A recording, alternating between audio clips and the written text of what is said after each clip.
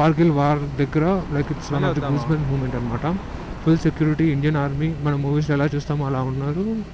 వెళ్ళగానే ఏం చేశారంటే ఫస్ట్ ఐడి కార్డ్స్ అని చెక్ చేసి లోపలికి వెళ్ళిన తర్వాత ఒక ఆర్మీ ఆఫీసర్ వెయిట్ చేయించి ఒక 10-20 మంది అయిన తర్వాత అందరికీ కలిసి ఒక బ్రీఫ్ ఇచ్చాడనమాట. ఎక్కడ కూర్చోకూడదు, రోడ్డు ఉన్న చోట మాత్రమే వెళ్ళాలి, కాలు పెట్టడం కానీ చేతులతో ముట్టుకోవడం కానీ ఏమీ చేయకూడదు, మీకు ఏమైనా బాగలేకపోతే వచ్చి ఇక్కడే కూర్చోవాలి కానీ అక్కడక్కడ కూర్చోకూడదు అని చెప్పాడు. ఇంకా లోపల ఒకటి మొత్తం మ్యూజియం కూడా ఉంది. మ్యూజియం దగ్గర అక్కడ ఫొటోస్ కూడా తీయద్దండి, వీడియోస్ కూడా తీయకూడదు. ఇన్ కేస్ ఫొటోస్ కానీ వీడియో కానీ చూస్తూ ఉన్నప్పుడు దొరికితే ఫోన్ లాగేసుకుంటారంట, మళ్ళీ ఇవ్వరంట, phone are camera what ever it maybe. దాని తర్వాత లోపలికి వెళ్ళి ఆడ మూమెంట్ చూసాము. పెద్ద ఫ్లాగ్ హోస్ట్ చేశారు. మేబీ నిన్న ఇండిపెండెన్స్ డే అవ్వడం వల్ల చాలా ఫ్లాగ్స్ కనిపించాయి. వాళ్ళు వాడిన వెహికల్స్ కూడా అక్కడక్కడ డిస్ప్లేకి పెట్టారు.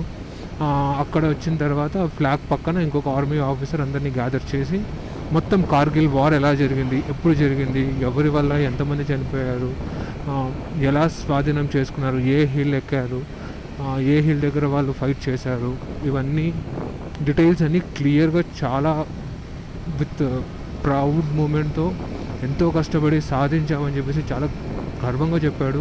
చెప్తున్నంతసేపు ఒకటే గూస్ బంప్స్ వస్తూ వచ్చాయి. చాలామంది మన వాళ్ళు అది సాధించడంలో చనిపోయారు కూడా. That's one of the saddest moment అనమాట.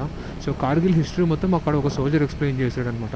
ఎప్పుడు ఎక్కడ ఎలా స్టార్ట్ అయింది, ఎన్ని రోజులు అయింది, ఏ హిల్ మీద వెళ్ళారు, ఏ హిల్ దగ్గర వాళ్ళు ఫైట్ చేశారు, ఎక్కడి నుంచి పాకిస్తాన్ వాళ్ళు మమ్మల్ని అటాక్ చేశారు, మనల్ని అటాక్ చేశారు అనేది మొత్తం వాళ్ళు ఎక్స్ప్లెయిన్ చేసి చాలా బాగా చెప్పాడు.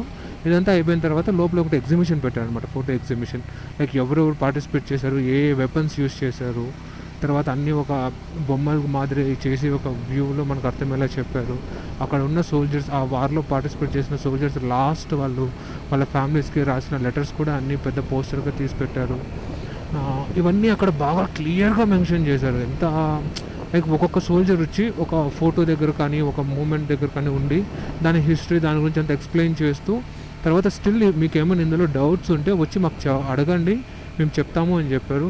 అక్కడ మొత్తం గన్స్ అన్నీ ఉన్నాయి తెలుసా. పాకిస్తాన్ వాళ్ళ దగ్గర నుంచి మన వాళ్ళు ఏవేవైతే స్వాధీనం చేసుకున్నారో గన్స్, బుల్లెట్స్, రాకెట్ లాంచర్స్, వాళ్ళ శాటిలైట్స్, రేడియోస్, ఎవ్రీథింగ్ అక్కడ వ్యూగా పెట్టారు. అన్ని real guns, real weapons, bullets అన్నీ రియల్గా చూశాను.